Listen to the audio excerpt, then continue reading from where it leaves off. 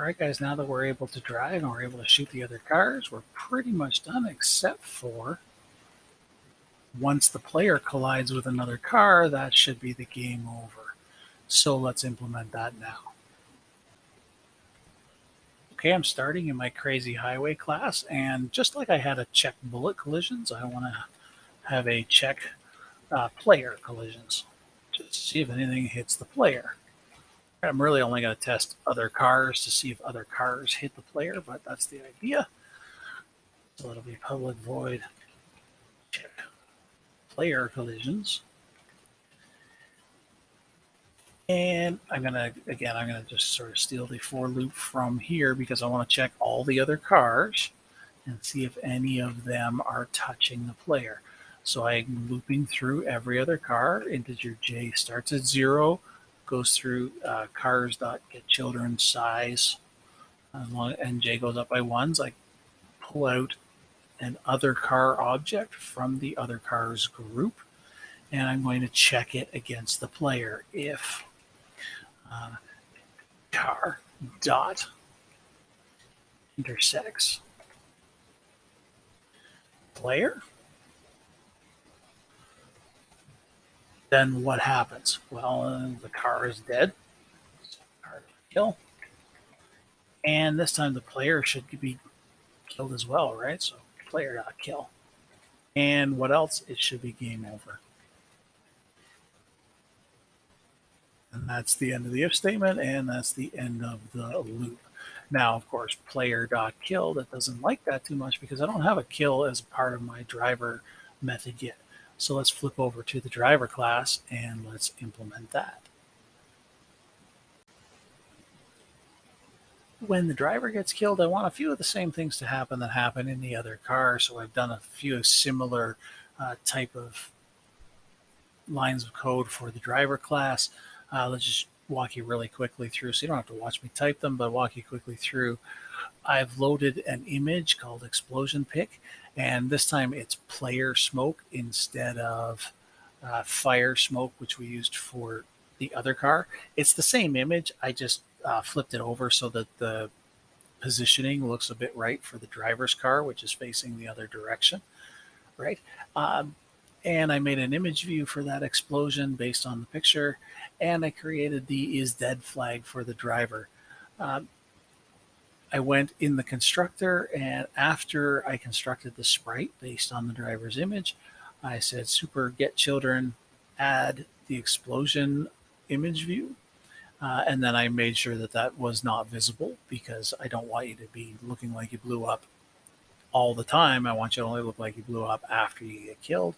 And then I found that it looks like it's in the right place if you set its X layout to 10 and its Y layout to 5. Now we need to add a few methods because we have the is dead flag now that we want to be able to use. And we need the kill method. So there's going to be public void kill. What happens when the driver or when the player gets killed? Not going to worry about the game over part because that's going to happen in the main crazy highway. But in this class, well, is dead is going to get set to true because they are dead now, and the explosion is going to become visible.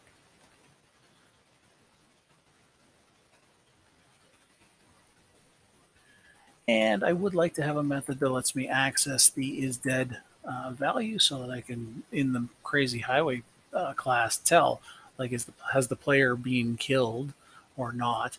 That way, if I want to, I could keep the timer running but not take input from the player anymore. So I could keep the timer running to have the other cars drive off screen or stuff like that. So I do want to maybe access that later. So I'll make public Boolean is dead, which just returns whether or not the player is dead or alive. So returns is dead. And for the player, if I want to be able to have more than one game, I kind of need a way to bring them back to life. So how about public void revive? So when I start a new game, I'm going to revive the player. How do I revive the player? Well, I just do sort of the opposite of the things that I did to kill the player. So is dead is going to be equal to false because they're not going to be dead anymore. And the explosion visibility is going to be set back to false because we don't want it to look like they're blowing up anymore. Not true. We don't want them to look like they're blowing up anymore. Okay, so then I just have a way to bring players back to life for their next game.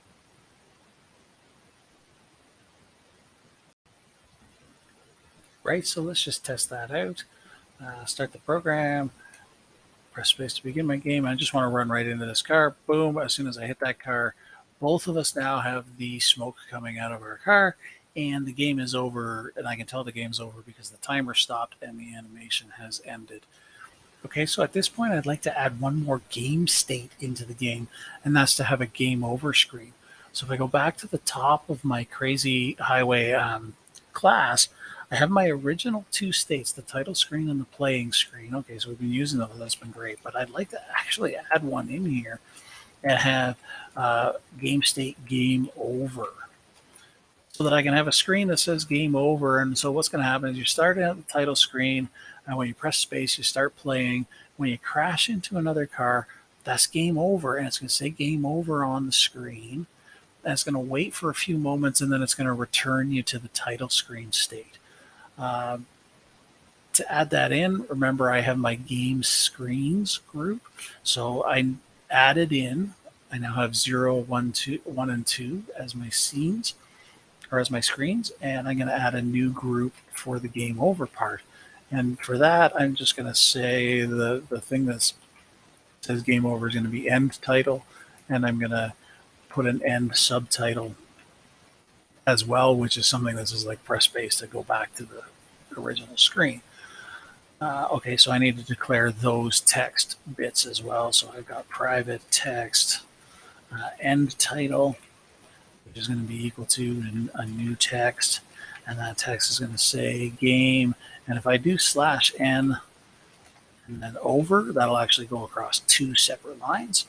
And then I'm going to have another one, private text end subtitle, and it's going to say new text. This one says press space. I think I'll do it like that. I don't like the brackets, just press space. So when you're looking at the game over screen, if you press the space bar, you go back to the title screen, and then you can press space to start a new game. All right. I need a comma after this guy.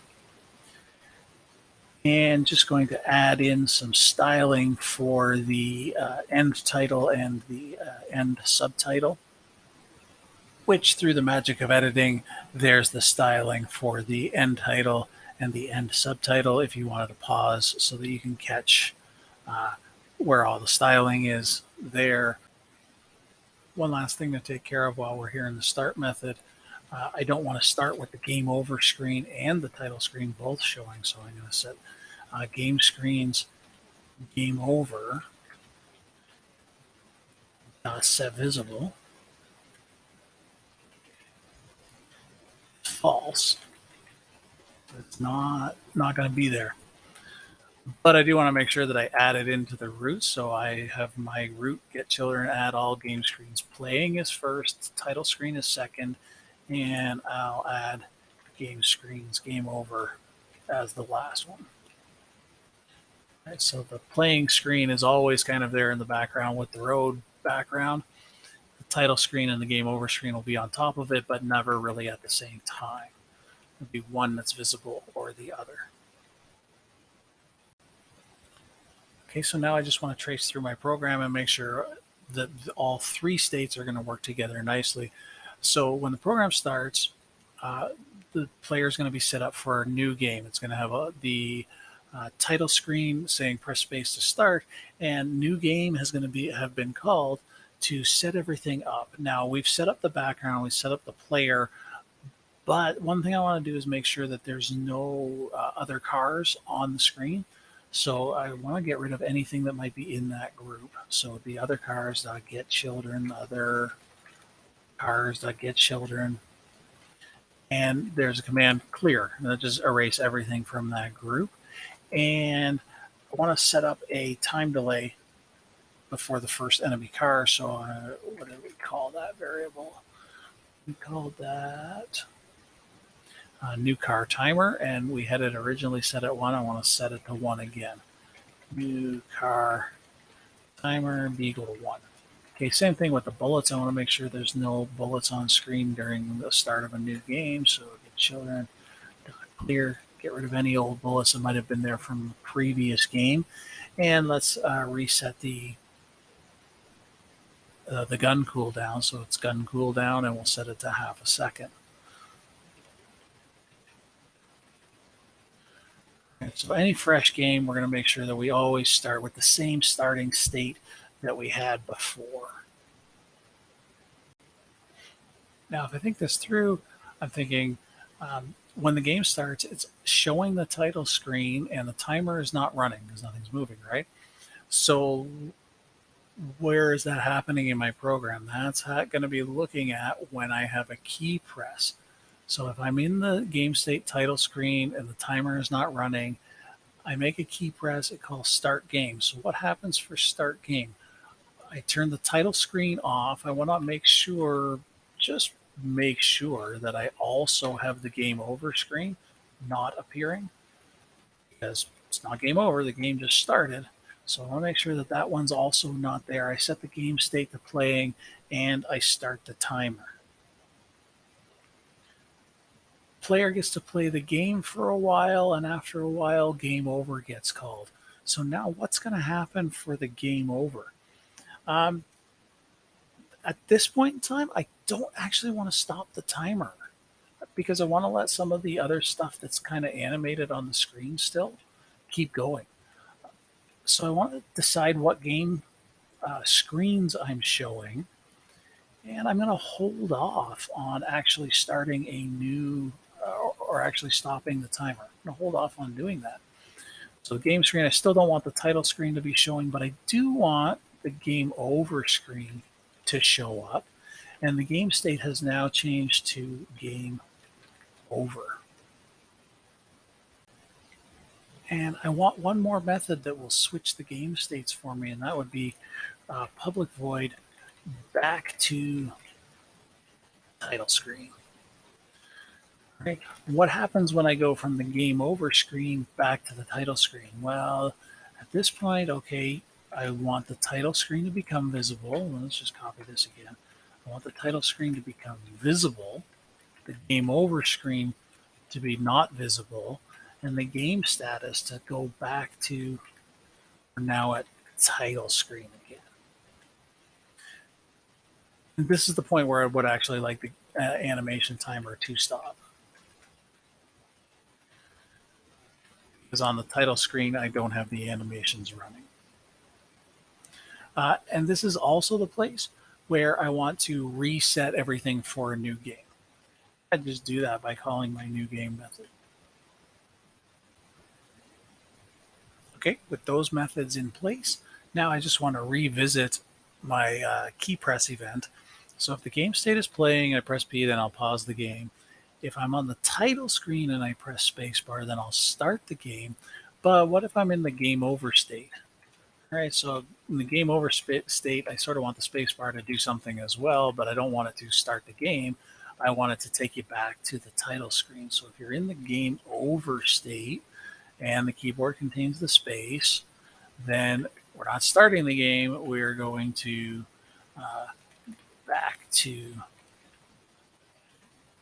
we're going to call back to title screen, and that'll take us back to the title screen from the game over state. Right, so let's just give that a quick little test. Okay, that was the title screen. Now I'm playing. I'm going to look to run into a car really quickly. And you see how the game timer is still able to run and cars are still able to go. And it says game over, waiting for me to press space. When I press space, it takes me back to the title screen. Now notice, something to clean up. I didn't revive the car. And I should do that. I should do that as a part of the new game method so that when I get set up for a new game, I have a nice looking car, not a smoking car. Okay, so let's just pop up to the new game method and do that. New game method is higher up in my program.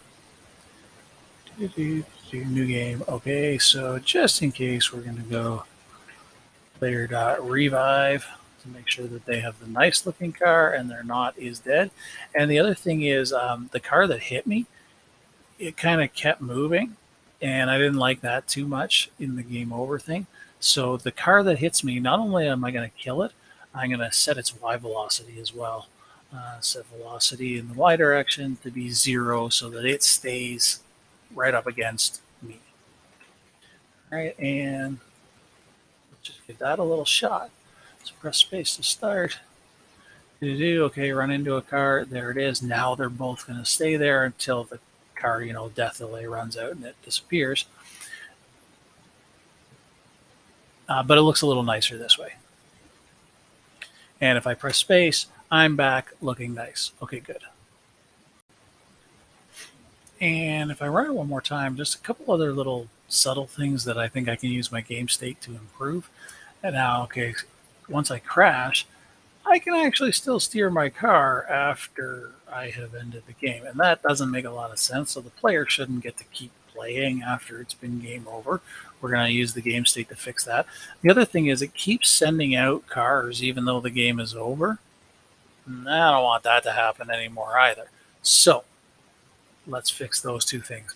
Number one, I'm going to my update game, and only some of the things do I want to actually update unless we're playing the game, right? So the update for the player, that's only allowed to happen if the game state is equal to playing. It doesn't, updating the player does not happen when the game is in the title screen or the game over mode, right? And also, I'm just gonna copy that. I don't want to bother checking for collisions if we're not in the playing mode, and I don't want to bother checking for player collisions if we're not in the playing mode. Okay, so that will take care of, like, I can't steer my car anymore, and it's not going to have any more other cars get hit by bullets or anything like that. You could use your own judgment on whether or not to execute those. Okay, the other thing was I don't actually want new cars coming up. Now, new cars was in update other cars. So if I look there, when I go to update other cars, we said if the new car timer was less than 0, yeah, okay, when the new car timer is less than 0, but also you have to be in the playing game state. So if the game state is equal to playing and the new car timer is less than 0, then new cars come out. But once we get into the game over state, no, we're not going to see new cars coming out anymore. Okay, and so that gives me one more idea, and the idea is that, like, once all of the other enemy cars or other cars, don't necessarily have to call them enemies, once all the other cars have moved off of the screen, if we're in the game over state, then maybe in that case we could automatically skip into the title screen state. So I'm going to go one more thing in the game update. After I do the cleanup, I'm going to check to see if my game state is game over. And if my game state is game over, then I'm going to check the size of the two groups. The bullet, actually, I don't care about the bullets group. It'll probably be empty anyway, but I'm going to check to see if there's any cars in the other cars group. So if other cars get children, size is 0, if all the other cars have driven off screen, then I'll just take you back to the title screen.